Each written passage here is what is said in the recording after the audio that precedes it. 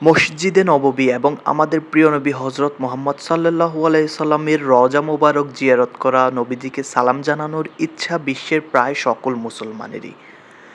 কিন্তু আপনারা যারা এখনও আমাদের প্রিয় নবী হজরত মোহাম্মদ সাল্লাল্লাহু আলাইহি সাল্লামের রওজা মোবারক দেখার সেই সৌভাগ্য হয়নি, নবীজিকে সালাম জানানোর সেই সৌভাগ্য হয়নি, আপনাদের সবাইকে আজকে আমাদের প্রিয় নবী হজরত মোহাম্মদ সাল্লাল্লাহু আলাইহি সাল্লামের রওজা মোবারকের কাছ থেকে ঘুরিয়ে আনবো।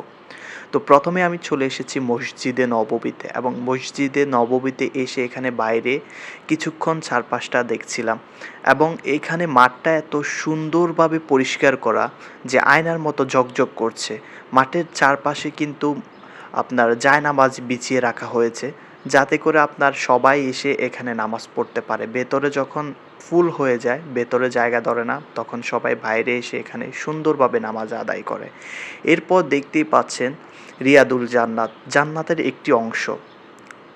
আমি প্রবেশ করলাম এখানে, আর এখানে আপনারা দেখছিলেন একটু আগে সবাই পানি পান করছিল, এগুলো কিন্তু জমজমের পানি। এরপর একদম অতি প্রতীক্ষিত যে জায়গা, আমাদের প্রিয় নবী হজরত মোহাম্মদ সাল্লাল্লাহু আলাইহি সাল্লামের রওজা মোবারক, এবং ওনার পাশে আরও দুইজন নবীর রওজা মোবারক আছে। ওনাদের একজনের নাম আমার যথাসম্ভব মনে পড়ে, আবু বকর রাদিয়াল্লাহু তাআলা আনহু, এবং অন্যজনের নাম এখন আমার মনে পড়ছে না। এরপর নবীজির রওজা মোবারক জিয়ারত করে নবীজিকে সালাম জানিয়ে বের হয়ে আসলাম। বের হয়ে 2 রাকাত নফল নামাজ সবাই আদায় করে। নবীজি যখন নবীজির রওজা মোবারক জিয়ারত করে, তারপরে জিয়ারত করে বাইরে এসে সবাই 2 রাকাত নফল নামাজ আদায় করে। এরপর 2 রাকাত নফল নামাজ আদায় করে বের হয়ে আসলাম। বের হওয়ার পর যখন হাঁটছিলাম আপনার কোবা মসজিদ রোডে, একটু হাঁটার পরে দেখলাম যে এখানে একটি ঝর্ণা স্পট, এবং এই ঝর্ণা স্পটটা খুব খুব খুব সুন্দর, এবং অনেক লোকে এসে এখানে প্রায় ভিড় জমায়। আর ঝর্ণা স্পটটা মূলত আপনার সন্ধ্যা 7টা থেকে মূলত রাত 9টা-10টা পর্যন্ত আপনার এই ঝর্ণা স্পটে ঝর্ণা ছিটানো হয় আর কি।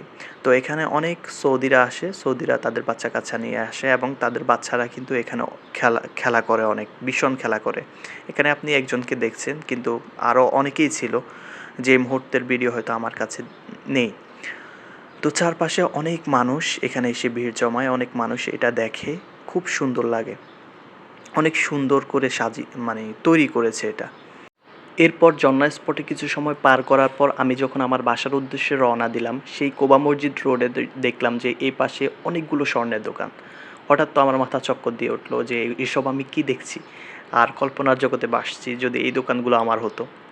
যাই হোক, সেই কাল্পনিক চিন্তাধারার কথা নাই বলি।